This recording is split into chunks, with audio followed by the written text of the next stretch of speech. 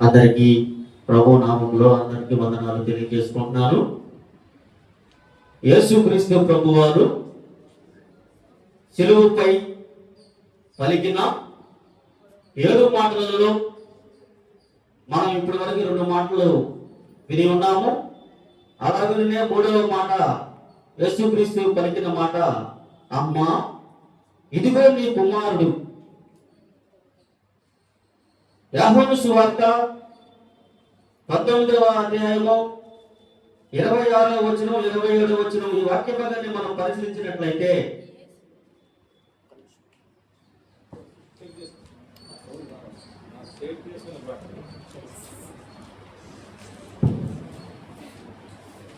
యోహాను సువార్త 19వ అధ్యాయము 26 27 వచనాలు.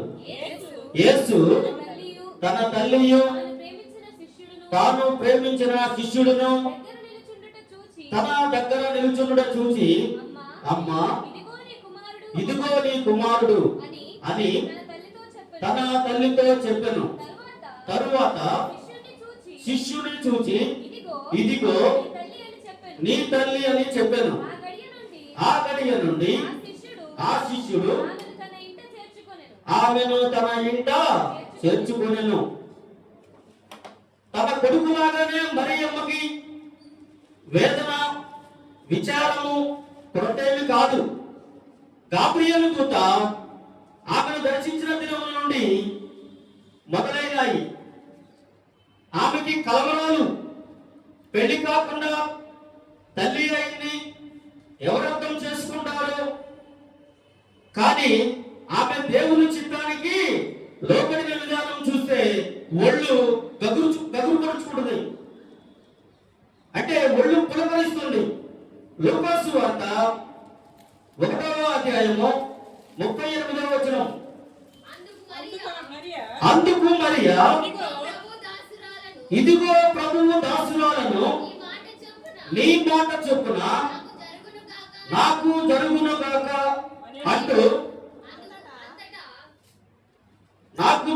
గాక అంటూ ఆమె వద్ద నుంచి వెళ్ళను. వ్యసనకాంతులైన క్రీస్తుకి సరైన తల్లి ఆమె. ఇరుగు పొరుగు వాళ్ళు సూటిపట్టి మాటలు భరించలేక కాబోలు ఎలిజబెత్ దగ్గరికి 3 నెలలు ఉండి వచ్చింది. వేళగాని వేళ మార్గ మధ్యంలో నొప్పులు పడింది. పిల్లవాడిని పడుకోబెట్టడానికి సరి అయిన స్థావరం కూడా దొరకలేదు. ఒకవైపు తన బిడ్డని చెప్పడానికి హేరోదు ప్రయత్నాలు నిలవబడి ప్రయత్నిస్తున్నాడు. దీర్ఘ ప్రయాణం చేసి దేశంగాని దేశంలో సంవత్సరాల తరబడి ఉండవలసి రావడం, అవును వేదన అన్నది మరియకేమి కొత్తేమి కాదు. లూకాసు వార్త 2వ అధ్యాయము 34వ వచనం 35వ వచనం మన వాక్య భాగాన్ని పరిశీలించినట్లయితే, సుమయోను వారిని దీవించి, ఇదిగో అనేక హృదయ ఆలోచనలు బయలుపడినట్లు ఇశ్రాయేలీయులలో అనేకులు పడుటకు తిరిగి లేచుటకు వివాదాస్పదమైన గుర్తుగా ఈయన నియమింపబడి ఉన్నాడు. మరియు నీ హృదయములోనికి ఒక ఖడ్గము దూసుకొని పోవునని ఆయన తల్లి అయిన మరియతో చెప్పెను. వృద్ధుడైన సుమయోను మాటలు అప్పట్లో అర్థమై ఉండకపోవచ్చు. దేవుని కృప పొందిన దయాప్రాప్తురాలికి మెస్సియాను 9 మాసాలు మోసి కనగలిగే మహద్భాగ్యం పొందిన మరియా. దానితో పాటు ఇంత ఘోర శిక్ష కూడా భరించాల్సి ఉందా? నిజంగా ఖడ్గము దూసుకుపోతే ఎలా ఉంటుందో, కానీ ఈ ఆవేదన ఖడ్గం వాటి ప్రాణాలు తీయదు, ప్రాణాలతో ఉండనీయదు. శిలువ ప్రక్కన నిలవబడి మెల్లిగా చచ్చిపోతున్న తన పెద్ద కొడుకును చూడవలసి రావడం, ఈ కడుపు కోతకి అర్థాలు ఉన్నాయి. చిన్నపిల్లలుగా ఉన్నప్పుడు లోబడాలి, ఎదిగిన తర్వాత బాధ్యతలు స్వీకరించాలి. జీవితకాలమంతా తల్లిదండ్రులకి చెందవలసిన ప్రేమానురాగాలను వాళ్ళపై కురిపించాలి. మరియా తను ప్రేమించిన విషయం, తనపై ఆమె కురిపించిన ఆపేక్షను జ్ఞాపకం చేసుకొని, తాను ప్రేమించిన విషయం, తనపై ఆమె కురిపించిన ఆపేక్షను జ్ఞాపకం చేసుకొని, తాను ప్రేమించిన శిష్యుడిని ఆమెకు అప్పగిస్తున్నాడు. సామెతల గ్రంథము 23వ అధ్యాయము 22వ వచనం. నిన్ను కనిన నీ తండ్రి ఉపదేశము అంగీకరించుము. నీ తల్లి ముదిమి అందు ఆమెను నిర్లక్ష్యము చేయకుము. మంచి ఏర్పాటు చేయాలన్న మనసు లేకుండా చేసినవి ఎవరికి ఉపయోగపడవు. కొందరైతే వృద్ధాప్యంలో ఉన్నటువంటి తల్లిదండ్రులకి ఏదో మొక్కుబడుగా నెలకి ఏదో కొంత మొత్తం మీద డబ్బులు పంపిస్తూ మర్యాద ద్వారా ఇస్తూ ఉంటారు. అయితే ఇక్కడ ప్రభువు వారు మరియమ్మని యాహానికి అప్పగించడంలో ఆయనకున్న ముందు చూపు, ఆమెపై గల ప్రేమ స్పష్టమవుతున్నాయి. ఈమెని నీ తల్లిలాగానే చూసుకో అనడంలో యేసుకి యాహాను మీద ఉన్న నమ్మకం, వృద్ధాప్యంలో ఆ విధవరాలికి కావలసిన ప్రేమ అనురాగాలను యాహాను ఇవ్వగల నమ్మకం కనిపిస్తున్నాయి. ఈ బాధ్యత ముఖ్యంగా యాహానికి అప్పగించడంలో ఆయన విచక్షణ బయటపడుతున్నది. నా సేవకుడు వివేకముగా ప్రవర్తించును. యెషయా గ్రంథము 52వ అధ్యాయము 12వ వచనం. వీరు త్వరపడి బయలుదేరరు, పారిపోవు రీతిగా వెళ్ళరు. యెహోవా మీ ముందర నడుచును. ఇశ్రాయేలు దేవుడు మీ సైన్యము వెనుకటి భాగమున కావలి కాయును అని దేవుడు ముందు యేసును గురించి ప్రవచనాన్ని ఇచ్చాడు. యేసు ప్రభువు జీవితంలో మరియ తప్ప యాహానులాగా అంత దీర్ఘకాలము అంతకాలంగానూ ఆయన్ని ప్రేమించిన వాళ్ళెవరు లేరు. యాహాను జ్ఞాని, ప్రభువు ప్రేమ రహస్యాన్ని అకలింపు చేసుకున్నాడు. లేకతోడ ఆవు వెంట తిరిగినట్టు ప్రభువుని ఒక్క క్షణం కూడా వదిలేవాడు కాదు. ఈ ఇద్దరు ప్రేమమూర్తులు ఒకరికి ఒకరు చేతుడు వాదుడుగా ఉండగలరు. వారు యాహాను తప్ప తన తల్లిని అప్పగించడానికి తగిన వాళ్ళు లేరు. శిష్యుడి తండ్రితో ప్రభువుకి తన శ్రమలలో తన దగ్గర ఉండి ఓదార్చేవారే కరువయ్యారు. ఒకప్పుడు లోకమే ఆయన వెంట వెళ్ళింది. 12 మంది శిష్యులు ఆయన్ని రాత్రి విడిచి ఉండలేదు. ఇప్పుడైతే ఈ అత్యవసర సమయంలో ఆయన్ని ఏకాకిని చేసి వెళ్ళిపోయారు అందరూ. మానవ హృదయం ఎంత బలహీనమైనదో, ముఖ్యంగా శోధన, శ్రమ కనుచూపు మేరలో కనిపిస్తే చాలు కుప్పకూలిపోతారు. శిష్యులు గెత్సేమనే తోటలో క్రీస్తుతో కూడా ప్రార్థించలేకపోవడంతో మొదలైంది. వాళ్ళు ఆయన్ని ఒంటరివానిగా చేయడం. రానున్న ఈ విపత్తు గురించి యేసు ముందుగానే హెచ్చరించాడు కూడా. పేతురుతో కలిసి అందరూ దృఢముగా తన విశ్వాసాన్ని ప్రకటించారు. మత్తయి సువార్త 26వ అధ్యాయము 31వ వచనం. అప్పుడు యేసు వారిని చూసి, ఈ రాత్రి మీరందరూ నా విషయమై అభ్యంతర పడెదరు.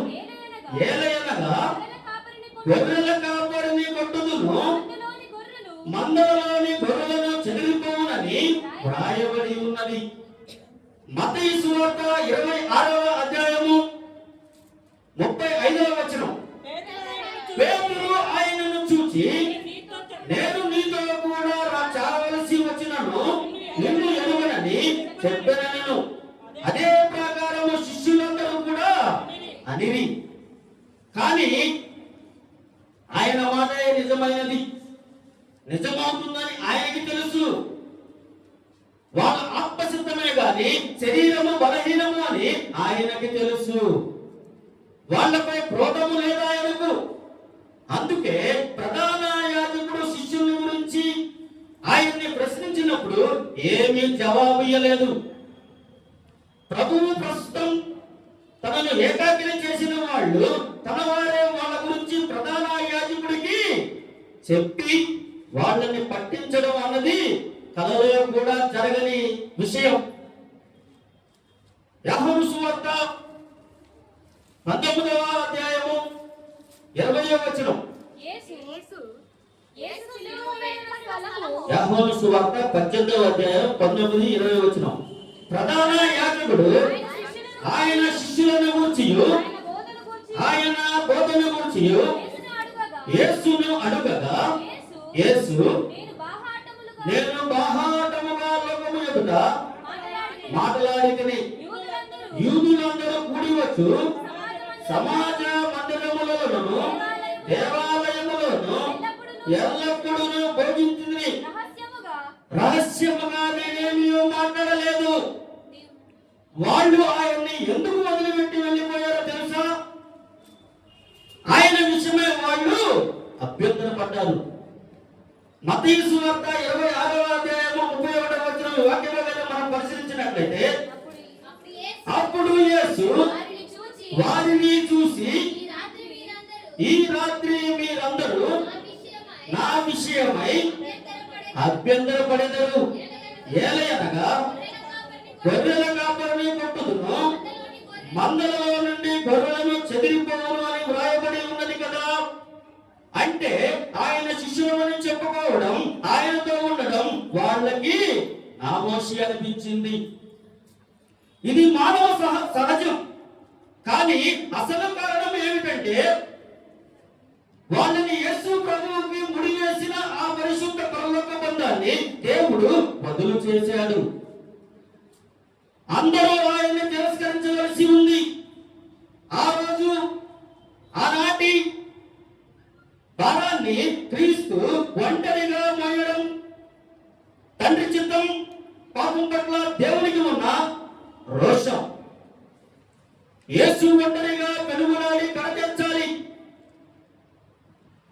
సంసారికి మళ్ళీ ఆయనకి తోడుగా ఉన్న జడలన్నీ దొరికించబడాలి. ఆసరా తోడు ఉండరాదు. స్నేహితులు ఎవరు ఆయనకి సహాయం చేయకూడదు. ఇది దేవుని నిర్ణయం. కానీ శిష్యులలోని ఈ పిరికితనం తాత్కాలికం మాత్రమే. అందరూ నిర్ణయించబడిన ప్రకారం ప్రభువు పునరుత్థానం తర్వాత గలిలయలో ఆయన్ని కలుసుకున్నారు. మత్తయి సువార్త 28వ అధ్యాయము 16వ వచనం. 11 మంది శిష్యులు యేసు తమకు నిర్ణయించిన గలిలయలోనికి కొండకు వెళ్ళిరి. ఇప్పుడైతే యేసు శిలువపై వేలాడుతూ ఉన్నప్పుడే కనీసం ఒక శిష్యుడు ఆయనతో ఉన్నాడు. ఎంత ధన్యత! ప్రభువు తనకు అప్పగించబోయే పని కోసం ఎదురు చూస్తూ ఉన్నాడు. పిలాతు తీర్పు సమయంలో ఆయన చేతులను ఆయన చెంతలు లేకపోయినా శిలువ దగ్గర చేరి తన శిష్యత్వాన్ని నిరూపించుకున్నాడు యోహాను. మనం నేర్చుకోవాల్సిన ముఖ్య విషయం ఏమిటంటే, మానవపరమైన బలహీనత వల్ల మనం అప్పుడప్పుడు తప్పిపోతూ ఉండవచ్చు.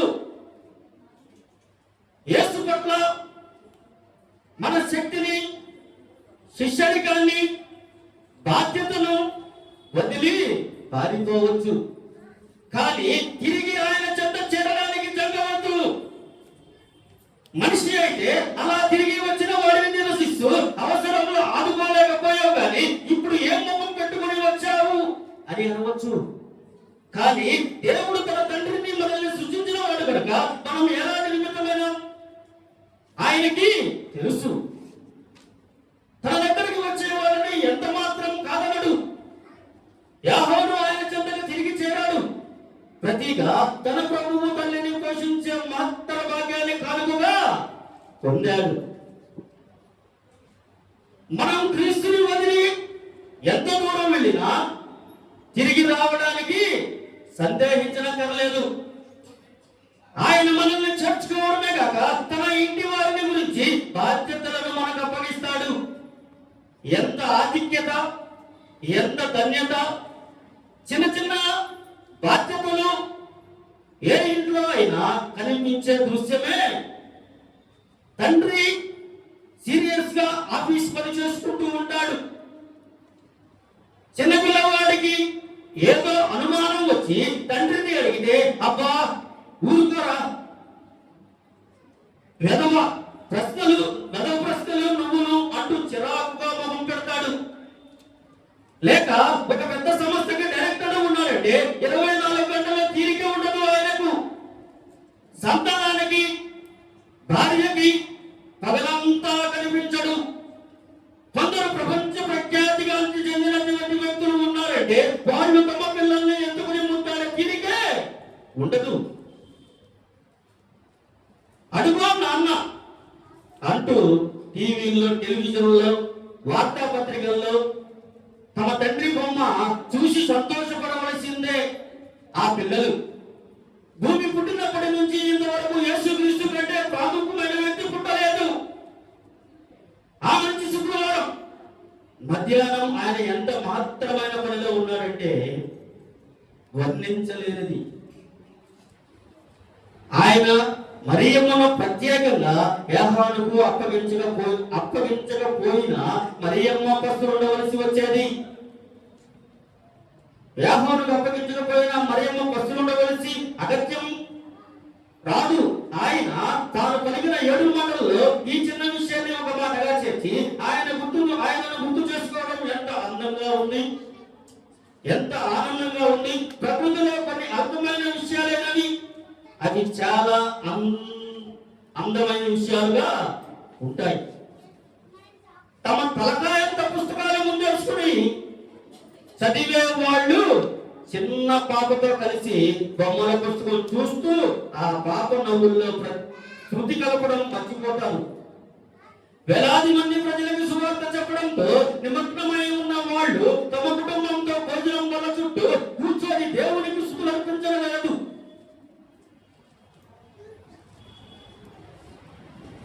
పెద్ద పెద్ద కార్యక్రమాల్లో మునిగి చిన్న చిన్న ఆనందాలను, బాధ్యతలను మనం విస్మరిస్తున్నామేమో. చూసుకుందాము. క్రైస్తవ వేదాంత విద్యల్లో డాక్టరేట్ పట్టా పొందిన పండితులు తమ మారు మనసు గురించి చిన్న సాక్ష్యం కూడా చెప్పలేరు. భూమి మీద ఉన్న సజీవుల కంటే పరదేశంలో ఉన్నవారే ప్రభువును మనం చూస్తారు. పరదేశంలో ఉండడం నీతిమంతులకు గొప్ప భాగ్యము. యేసుక్రీస్తు సిలువలో దొంగతో మాట్లాడుతూ ఈ పరదేశంలో మనకు పరిచయం చేస్తున్నాడు. యోహాను సువార్త 19వ అధ్యాయము 26-27 వచనాలు. యేసు తన తల్లియు తాను ప్రేమించిన శిష్యుడంటే యోహాను ఒక చోట నిలిచి చూసి, అమ్మా ఇదిగో నీ కుమారుడు అని తన తల్లితో చెప్పాను. ఆయన తన శిష్యుని చూసి ఇదిగో నీ తల్లి అని అతనితో చెప్పాను. ఆ గడియ నుండి ఆ శిష్యుడు ఆమెను తన ఇంట చేర్చుకొనెను. యేసుక్రీస్తు సిలువలో ఉన్నప్పుడు ఆయన ప్రియ శిష్యుడైన యోహాను అక్కడ దగ్గరలో ఉన్నట్లుగా మనం చూస్తూ ఉంటాం. ఆ సిలువ దగ్గర 4 స్త్రీలు కూడా కనిపించుతున్నారు. యోహాను సువార్త 19వ అధ్యాయము 25వ వచనం. ఆయన తల్లి సహోదరియు క్లోపా భార్య అయిన మరియయు మగ్దలేని మరియయు యేసు సిలువ వద్ద నిలిచుండని వీరు ప్రభువును వెంబడించి ఆయనకు ఉపచారము చేసిన వారు. మార్కు సువార్త 15వ అధ్యాయము 41వ వచనం మనం పరిశీలించినట్లయితే ఆయన గలిలయలో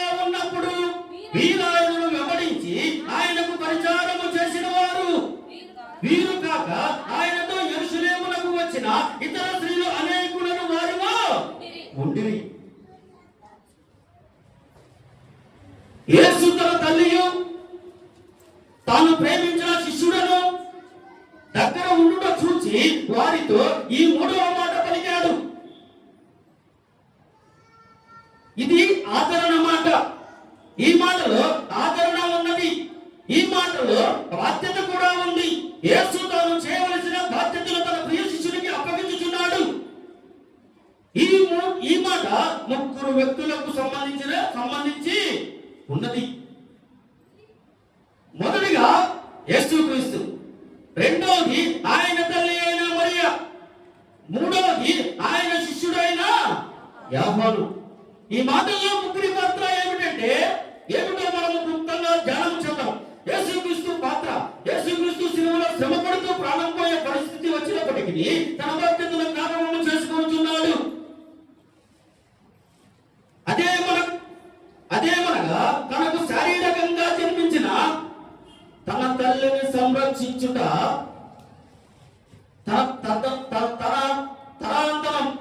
తన తల్లిని ఎవరు చూడాలి అని ఆలోచిస్తూ ఆమెను యోహానుకు అప్పగించారు. ఇక్కడ ప్రభువు మరణ సమయంలో కూడా బాధ్యతలు మర్చిపోవడం లేదు. నీవు దీర్ఘాయుష్మంతుడు అవునట్లు నీ తల్లిని నీ తండ్రిని సన్మానించమని ధర్మశాస్త్రంలో ఉన్నది. నిర్గమాకాండము 20వ అధ్యాయము 12వ వచనం, నీ దేవుడైన యెహోవా నీకు అనుగ్రహించు దేశములో నీవు దీర్ఘాయుష్మంతుడు ఉన్నట్లు నీ తండ్రిని నీ తల్లిని సన్మానించమని చెప్తున్నాడు. యేసు తన తల్లిని పరామర్శించడం ద్వారా ధర్మశాస్త్రం నెరవేర్చాడు. మనము కూడా మన తల్లిదండ్రులను పరామర్శించాలని మనకు మాదిరి చూపినాడు. తల్లిదండ్రులను సన్మానించేవారు దీర్ఘాయుష్మంతులు అవుతారని వాక్యం చెప్పుచున్నది. నేడు తల్లిదండ్రులను చూసేవారు కరువయ్యారు. అందుకే మానవుని ఆయుష్కాలం అంతా కూడా తగ్గిపోతుంది. నేడు తల్లిదండ్రులను చూసేవారు కరువయ్యారు. అందుకే మానవుని ఆయుష్కాలము కూడా తగ్గిపోతున్నది. యేసు సిలువలో ఉండి తన తల్లిని గురించి ఆలోచించుచు ఆమె పట్ల తన బాధ్యతను నెరవేర్చుకున్నాడు. తాను మరణిస్తూ కూడా తన తల్లికి ఆదరణ కలిగించాడు. యేసు పేరు ఆదరణకర్త. ఆయనను ఆశ్రయించే వారందరికీ ఆయన ఆదరణకర్తగా ఉంటాడు. ఎవరైతే ఆయనను ఎక్కువగా ప్రేమిస్తారో వారికి ఆయన బాధ్యతలు అప్పగిస్తాడు. ఆయనను ప్రేమించని వారికి ఆయన బాధ్యతలు అప్పగించడు. ఇక్కడ తన తల్లిని చూసే బాధ్యత ఆయనను ప్రేమించిన యోహానుకు అప్పగించబడింది. అయినను ప్రేమించిన వారిని ఆయన తన సేవలో వాడుకుంటాడు. ప్రభువును ప్రేమించిన వారు ఆయనకు అప్పగించు బాధ్యతలను కూడా స్వీకరించాలి. రెండవదిగా మరియ పాత్ర. మరియ పవిత్రాలయ కన్యగా ఉండి పరిశుద్ధాత్మ ద్వారా గర్భము ధరించి యేసుని కనింది. మత్తయి సువార్త 1వ అధ్యాయము 21-22. మత్తయి సువార్త 1వ అధ్యాయము 21వ వచనం 22వ వచనం. తన ప్రజలను వారి పాపముల నుండి ఆయనే రక్షించును గనుక ఆయనకు యేసు అను పేరు పెట్టెదను.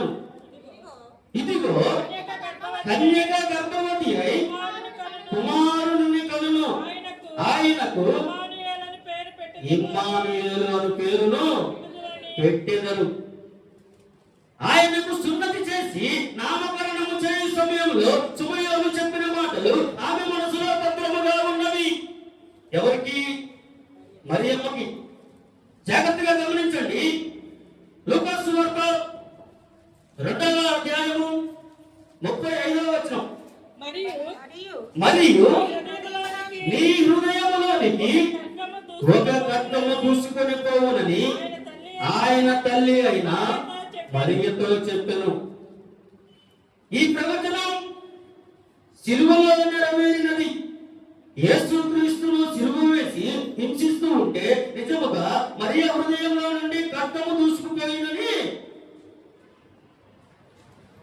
ఆమె మనసులోకి ఖడ్గము దూసుకొని పోయినట్లుందంట. తన కుమారుని సిలువ మరణ దృశ్యంలో సహించలేక నిస్సహాయులుగా నిలబడింది.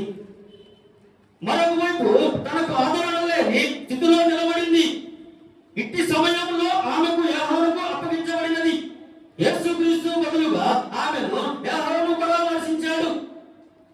ఈ సందర్భంలో తల్లి ప్రేమ ఎలా ఉంటుందో మీకు ఒక కథను చెప్పబోతున్నాను. ఒక ఊరిలో ఒక తల్లి, ఒక కుమారుడు ఉంటాడు. ఆ యవనస్తుడిని మరొక యువతితో ప్రేమించి పెళ్ళాడతాడు. అతను తన తల్లి కంటే ఎక్కువగా ప్రేమించాడు. అయితే ఆ యువతిని అతనిని నమ్మక, నీవు నన్ను నిజముగా ప్రేమించుచున్నావా అని ఆ యవనస్తుడిని అడిగింది. అందుకు అతడు, అవును, అందరికంటే ఎక్కువగా నేను నిన్ను ప్రేమించుచున్నాను అని చెప్పాను. అప్పుడు ఆ యువతి, నీవు నన్ను ప్రేమించిన ఎడల దానికి సూచనగా నీ తల్లి గుండెను తెచ్చి నాకు ఇవ్వమని అడిగినది. దానికి స్పందించి ఆ యవనస్తుడు ఒక కత్తి తీసుకొని వెళ్ళి తన తల్లిని చంపి గుండెలు తీసుకొని పరుగుతుకుంటూ పోతున్నాడు. దారిలో జారిపడ్డాడు. అప్పుడు ఆ గుండె మాట్లాడుతూ, కుమారుడా, నీకు దెబ్బ తగిలినట్టుగా ఉన్నది, లేచి నెమ్మదిగా లెమ్మని చెప్పి దీనితో చెప్పాడు. దీనితో తల్లి ప్రేమను అర్థం చేసుకున్న కుమారుడు గోలున ఏడ్చుకుంటూ మొదలు పెట్టాడు. ప్రియురాలు గమనించండి, లోకంలో అన్ని ప్రేమల కంటే తల్లి ప్రేమ గొప్పది. బ్రతికి ఉన్నప్పుడు భార్య ప్రేమిస్తుంది, మరణ సమయంలో తల్లి ప్రేమిస్తుంది. అయితే తల్లి ప్రేమ కంటే దేవుడి ప్రేమ గొప్పది. యేసు సిలువలో బాధపడుతూ ఉంటే తల్లి సహించలేని స్థితిలో తన ప్రేమను కనబరుస్తూ ఉండగా తల్లి ప్రేమ కంటే ఎక్కువగా యేసు ఆమెను ఆదరించాడు. యోహాను పాత్ర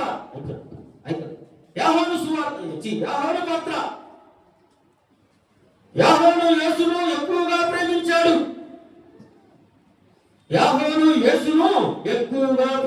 కనుక సిలువలో ఆయనకు సమీపంగా ఉన్నాడు. మనము ఆయనను ఎంత ఎక్కువగా ప్రేమిస్తే ఆయన అంత సమీపమవుతాము. యోహాను సిలువ దగ్గర నిలబడి ప్రభువు వైపు చూస్తూ ఉండగా తన తల్లిని చూడవలసిందిగా బాధ్యత అతనికి అప్పగించబడినది. అతను దానిలో పడి ఆమెను తల్లిగా తన ఇంట చేర్చుకున్నాడు. ఇక్కడ యోహాను తనకు అప్పగించబడిన బాధ్యత ఎంత నమ్మకముగా చేస్తున్నాడో మనం గమనించవచ్చు. మనము కూడా దేవుడు మనకు అప్పగించిన బాధ్యతలను నమ్మకముగా నిర్వర్తించవలేము. ఆయన ఎవరిని ప్రేమిస్తాడో, ఎవరిని నమ్ముతాడో, ఎవరు తనకు సమీపులుగా ఉంటారో వారికి ఆయన బాధ్యతలు అప్పగిస్తాడు. ప్రభువు నీ జీవితంలో నీకు ఏ బాధ్యతలు అప్పగించాడో నువ్వు గుర్తించినవా? ఆ బాధ్యతలు నీ జీవితంలో నిర్వర్తిస్తున్నావా?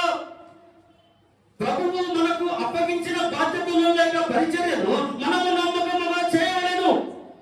యోహాను తనకు అప్పగించబడిన బాధ్యతను నమ్మకముగా నిర్వర్తించాడు. మూడవ మాటలో ఆత్మీయ సత్యాలు. యేసు ధర్మశాస్త్రమును నెరవేర్చుటకు తన తల్లిని ఆదరించాడు. తనను ప్రేమించిన యోహానుకు తన తల్లి బాధ్యత అప్పగించాడు. యేసు సిలువలో ఉండి తన తల్లిని ఆదరించాడు. మనము శ్రమంలో ఉన్నాము, ఇతరులకు ఆదరణగా ఉండాలి. యోహాను తనకు అప్పగించబడినటువంటి బాధ్యతలను నిర్వర్తించినట్లు మనము కూడా దేవుడు మనకు అప్పగించిన బాధ్యతలను నిర్వర్తించాలి. యేసు తన తల్లిని ఆదరించి మనకు మాదిరి చూపించాడు.